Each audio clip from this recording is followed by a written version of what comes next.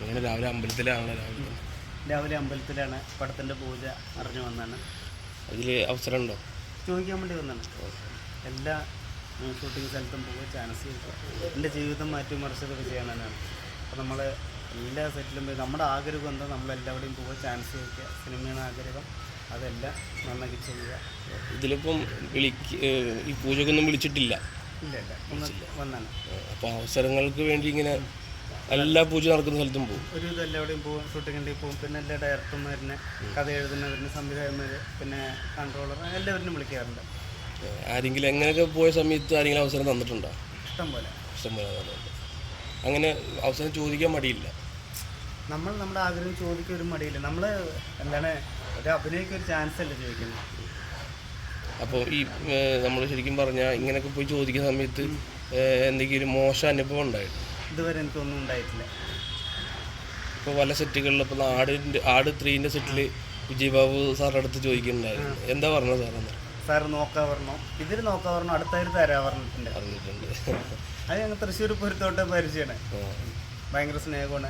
അന്ന് തൃശ്ശൂർ പൂരത്ത് ചെയ്തപ്പോൾ ചേട്ടൻ പറഞ്ഞു ഇനി നന്നാക്കി ചെയ്യണം, ആ ഒരു മുടി വെട്ടുന്ന സാധനം. അതുപോലെ വിജയ് ബാബു സാർ പറഞ്ഞു അടിപൊളിയില്ല, അടുത്ത പടത്തിൽ തരാം. എന്നെ പോയത് മനസ്സിലായി. ഇപ്പോൾ ആരിനെ വിളിക്കണം എന്നല്ലേ, നമ്മുടെ അഭിലാഷ് ചേട്ടനെ വിളിച്ചിട്ടുണ്ട്. അഭിലാഷ് പിള്ള സാറ് മറ്റേ മാളികപ്പുറത്തിൻ്റെ കഥ എഴുതി ചേട്ടനെ വിളിച്ച് അപ്പോൾ അടുത്തതിൽ തരാൻ പറഞ്ഞു.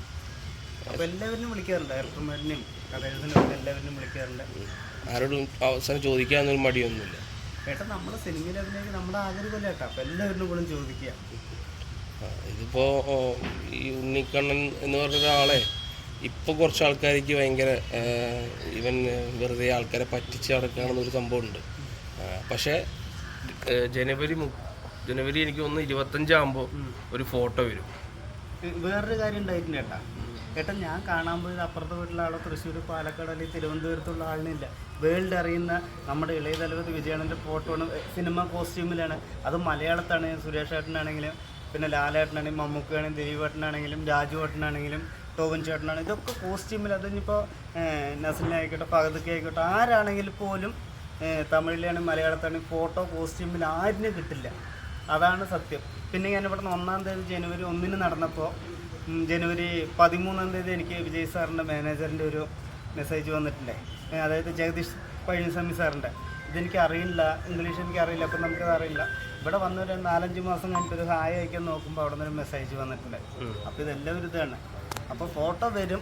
ഒരിക്കലും ഞാൻ ഇന്നലെ എന്നെ ഒരാൾ വിളിച്ചിട്ട് പറഞ്ഞു നീ എന്തിനും നുണ പറഞ്ഞു. ഞാൻ അവിടെ വിളിച്ചു ചോദിച്ചു പറഞ്ഞു. എനിക്ക് നുണ പറയേണ്ട ആവശ്യമില്ല ഏട്ടാ. നുണ പറഞ്ഞ കേരളവും തമിഴ്നാടും തന്നെ.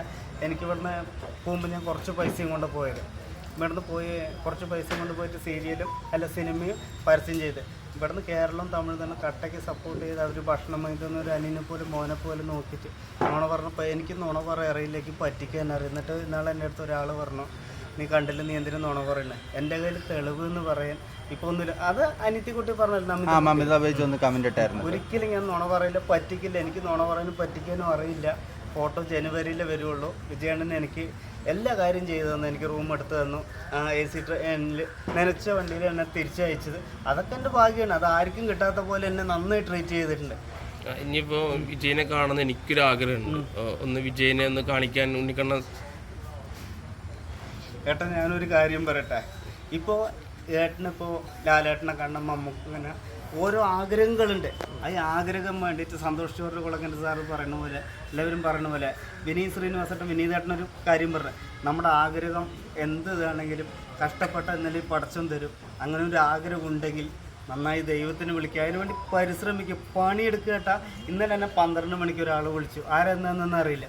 വിളിച്ചിട്ട് എനിക്ക് സിനിമയിൽ വേഷം വേണം, ഒരു വേഷം കിട്ടും. ചേട്ടാ എന്നെ വിളിച്ചിട്ട് കാര്യമില്ല, ഞാൻ ആരുമില്ല, സിനിമയിൽ ആരുമില്ല. അവർ വിളിക്കുമ്പോൾ വിളിക്കുകയല്ല വേണ്ടത്. സിനിമാ സെറ്റിലും പൂജ നടക്കുന്ന അവിടെയും പോയി ചാൻസ് ചോദിച്ച് 1 കിട്ടിയില്ല, 2 കിട്ടില്ല, 3 കിട്ടില്ല, മനസ്സും മടുത്ത് കഷ്ടപ്പെട്ടിരിക്കുമ്പോഴും നമ്മൾ ഒരുപാട് കഷ്ടപ്പെടുമ്പോൾ ഓരോ സ്ഥലത്ത് പോകുമ്പോൾ ഒന്നും നടക്കാണ്ട് ആകെ വഴിമുട്ടി നിൽക്കുമ്പോൾ അന്ന് ദൈവം അങ്ങനെ വഴിമുട്ടി നിൽക്കണുണ്ടെങ്കിൽ അവനത് രക്ഷപ്പെടാനുള്ള ഭാഗ്യമാണ്. അപ്പോൾ ഇന്നലെ വിളിച്ചിട്ടപ്പോൾ ചേട്ടന് ആഗ്രഹം അങ്ങനെ ഉണ്ടെങ്കിൽ ആരിനെ കാണാനോ അങ്ങനെ ഒരു മനസ്സിൽ തീവ്രമായി അത് അടങ്ങാത്തൊരു തീക്കല്ല് പോലെ കൊണ്ടു നടന്ന ഏട്ടനും കാണാൻ പറ്റും കേട്ടാ. അത് ഉറപ്പാണ്. ജനുവരിയിൽ ഫോട്ടോ വരുമ്പോൾ കത്തും, കേരളം കത്തും. അതൊന്നും എനിക്കറിയില്ല കേട്ടാ. എന്തായാലും അങ്ങനെ ഒരു ഫോട്ടോ വരും കേട്ടാ. അത് ഉള്ളതാണ്. അപ്പൊ ഇന്ന് ഈ കുറ്റം പറഞ്ഞ ആൾക്കാരൊക്കെ അന്ന് ഉണ്ണിക്കണ്ണന്റെ കൂടെ നിൽക്കും തോന്നുന്നു. എന്നെ ആര് കുറ്റം പറഞ്ഞാലും അവരാണ് നമ്മൾ ഇതുവരെ ആക്കി. എനിക്ക് ആരിനെ കൊണ്ടൊരു ദേഷ്യമൊന്നുമില്ല. എന്നെ എല്ലാവരും എന്നെ കൂടെ നിൽക്കുന്നുണ്ട്. ഞാനിപ്പോൾ എവിടെ പോയാലും എന്നെ എല്ലാവരും വന്ന് ഫോട്ടോ കൊടുക്കുന്നുണ്ട്, എന്നെ വിളിക്കുന്നുണ്ട്, ഉണ്ണിക്കണ്ണ പറഞ്ഞ് വിളിക്കുന്നുണ്ട്. ആ സ്നേഹമാണ് ഇവിടെ നിൽക്കുന്നത്. ഉണ്ണിക്കണ്ണ ഇപ്പൊ ഏറ്റവും ഈ ചർച്ചയായിട്ട് വരുന്നത് ബിഗ് ബോസിന്റെ വാർത്തകളാണ്. അപ്പൊ ഉണ്ണിക്കണ്ണൻ ഒരു ഫോട്ടോ ഇട്ടതിന് ശേഷം ഭയങ്കരമായിട്ട് ആൾക്കാർ ഉണ്ണിക്കണ്ണൻ ബിഗ് ബോസിലേക്ക് എന്ന് പറഞ്ഞിട്ട് ഒരുപാട് വീഡിയോകൾ വന്നു. അപ്പം പറയാൻ ബുദ്ധിമുട്ടുണ്ടെന്ന് പറയാം, എന്നാലും ഉണ്ണിക്കണ്ണൻ ബിഗ് ബോസിലേക്ക് പോകുന്നുണ്ടോ? വിളിച്ചാൽ പോവും. ഞാൻ അതിനു വേണ്ടി മൈജി കൊടുത്തിട്ടുണ്ട്. എൻ്റെ ആഗ്രഹം പറഞ്ഞു. ഇനിയൊക്കെ ദൈവത്തിൻ്റെ കയ്യിൽ കേട്ടാ. നമ്മൾ എന്ത് പരിശ്രമിക്കുക. വീട്ടിൽ വെറുതെ ഇരുന്ന് വീട്ടിൽ കിടന്നുറങ്ങിയിട്ട് എനിക്ക് നാളെ ഇനിയിപ്പോൾ എനിക്ക് അവിടെ പോകണം ഇവിടെ പോകണം ആഗ്രഹം പറഞ്ഞിട്ട് ഒന്നും കാര്യമില്ല. നമ്മൾ പരിശ്രമിക്കുക കേട്ടാ. വർക്ക് ചെയ്യുക. വർക്ക് ചെയ്ത് നമ്മുടെ വിനീത് ശ്രീനിവാസേട്ടൻ പറഞ്ഞ പോലെ പണിയെടുത്ത് എന്നല്ലെങ്കിൽ നാളെ അത് പടച്ചോനത് തരും കേട്ടാ. അല്ല, ഇപ്പം ബിഗ് ബോസിലേക്ക് പോകാൻ എന്തെങ്കിലും കരുതി വെച്ചിട്ടുണ്ടോ ആയുധങ്ങൾ? കേട്ടാ, നമ്മൾ ഒരു കാര്യത്തിന് ഇറങ്ങിത്തിരിക്കുമ്പോൾ നമ്മൾ എന്താണെങ്കിലും നമുക്ക് ആ ലക്ഷ്യം പറഞ്ഞ് പോകരുത് കേട്ടാ. നമ്മൾ എന്താണ് ആഗ്രഹം നമ്മൾ അവിടെ പോവുക ചെയ്യുക. കർമ്മം ദൈവം തരുന്നതാണ്. വിനീതേട്ടൻ പറയുന്ന പോലെ പിന്നെയും ഞാൻ പറയാം. അതുപോലെ വിജയണ്ണൻ പറയും ഉസ്പേത്തിന് അവർക്ക് ടൊമ്മണും കടുപ്പേത്തന്നെ കമ്മണെടുത്ത വാഴക്ക് ചെമ്മെന്ന് പോവുക. ഒരു ആഗ്രഹം ലക്ഷ്യത്തായിട്ട് ഇതാണ്. നമ്മുടെ എന്ത് ആഗ്രഹം പണിയെടുത്തുകൊണ്ടിരിക്കുക, ദൈവം തരുന്നത്. ഇതിപ്പം ഈ ഡയറ്റിങ് മറ്റേ തീറ്റപ്പറ്റ പരിപാടിയൊക്കെ ഉണ്ടല്ലോ, ഇപ്പൊ ഡയറ്റിംഗ് ഒക്കെ നിർത്തിയോ? ഡേറ്റിംഗ് ഒന്ന് കുറച്ചൊന്ന് തെറ്റി. ഇനിയിപ്പോൾ അത് കറക്റ്റ് എടുത്തുകൊണ്ട് ഇപ്പോൾ കുറച്ച് ദിവസമായിട്ട് എടുത്തിട്ടുണ്ട്. ഒരു BMW കാറിന് വേണ്ടിയുള്ള ഒരു പരിശ്രമത്തിലാണ്. അത് സിസ്പേക്കാണ്. അത് ഞാൻ ചെയ്യില്ല. അത് ഒരിക്കലും ഞാൻ ചെയ്യില്ല. 90 ആക്കിയ കാർ തരാ പറഞ്ഞു. എൻ്റെ വീട്ടിലിടാനൊന്നും അതിന് സ്ഥലമില്ല. ഉമ്മർത്ത് റോഡ് സൈഡാണ്. ഞാൻ അത് കാറിന് റിസ്ക് എടുക്കില്ല. 80 കിലോനേക്ക് കാർ തരും. 90 ആക്കും പറഞ്ഞാൽ 90 ആക്കിയിരിക്കും. അതിനുവേണ്ടി പരിശ്രമം ഭയങ്കര ശക്തമാണ്. 6 പാക്ക് നോക്കിക്കൂടായിരുന്നു? എനിക്ക് തടിയുണ്ടെങ്കിൽ സിനിമ കിട്ടുള്ളൂ, പുലിക്കളിക്ക് പോകാൻ പറ്റുള്ളൂ. വന്ന വഴി ഒരിക്കലും നമുക്ക് മറക്കാൻ പറ്റില്ല കേട്ടാ. 6 പാക്ക് ആയി കഴിഞ്ഞാൽ ഏതാണ്? BMW. പക്ഷെ അത് വേണ്ട കേട്ടാ. ഒരിക്കലും ഞാൻ അങ്ങനെ ചെയ്യില്ല കേട്ടാ. നമുക്ക് നമ്മുടെ ആഗ്രഹം ദൈവം ഈ ചെറിയ ജീവിതത്തിൽ ആത്മാവ് എപ്പോൾ വേണമെങ്കിൽ ബലൂണ് പൊട്ടും പോലെ പൊട്ടും. അതൊക്കെ നമ്മുടെ ഒരു ആഗ്രഹമാണ്. അതൊക്കെ ഒരിക്കലും നമ്മളത് വാങ്ങി അത് വീട്ടിന് മുന്നിൽ നമുക്ക് അതിനോട് വേണ്ട. നമുക്ക് 6 പാക്ക് ആയി കഴിഞ്ഞാൽ പുലിക്കളിക്കൊന്നും പോകാൻ പറ്റില്ല. അതാണ് പുലിക്കളിയല്ലേ. പുലിക്കളിയും സിനിമയും എല്ലാം ആദ്യമാണ്. നമ്മൾ വന്ന വഴി ഒന്നും മറക്കാൻ പാടില്ല. സൂപ്പർ സ്റ്റാർ എന്നല്ല, നമ്മളൊരു സാധാരണക്കാരെ കുഞ്ഞ് എവിടെയെങ്കിലും ചെറിയ ചെറിയ വേഷം ചെയ്ത് പോട്ടെ. നമുക്ക് അങ്ങനെയൊന്നും ആഗ്രഹമില്ല. സിനിമ ചെയ്യണം, അത്രേ ആഗ്രഹമുള്ളൂ. അതെല്ലാവരിനോടും ചെയ്യണം. അപ്പം ഉണ്ണിക്കണ്ണന് നിറയെ വേഷങ്ങൾ കിട്ടട്ടെ. ഇപ്പോൾ അടുത്ത പടം ഇറങ്ങാനുള്ളത് ഇന്നസെന്റ്, നമ്മുടെ അൽത്താഫ് അനാർക്കലി, കിളിപ്പൂള് ഇവരിൻ്റെ. ഇനിയിപ്പോൾ അടുത്തത് ലുക്ക്മാനൊക്കെ ഉണ്ട്.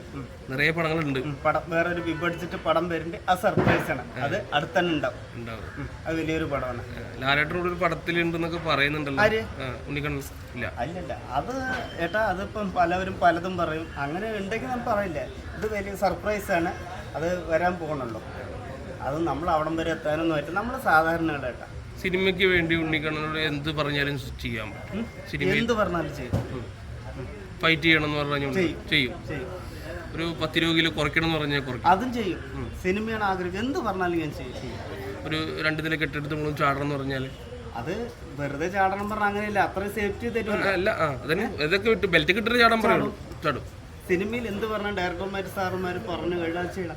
നമ്മുടെ ആഗ്രഹം സിനിമയാണ്. അത് എന്ത് ചെയ്യണം നല്ല രീതിയിൽ അത് പറഞ്ഞാൽ ചാടണം പറഞ്ഞാൽ അത് വെറുതെ ഇങ്ങനെ മൂളും ചാട് പറഞ്ഞാൽ അതല്ലല്ലേ സിനിമ കഥാപാത്രത. അങ്ങനെയാണ് അവർ പറഞ്ഞാൽ അത് ചെയ്തിരിക്കുക. അതല്ലേ ഒരു കലാകാരൻ്റെ ഒരു നേട്ടം.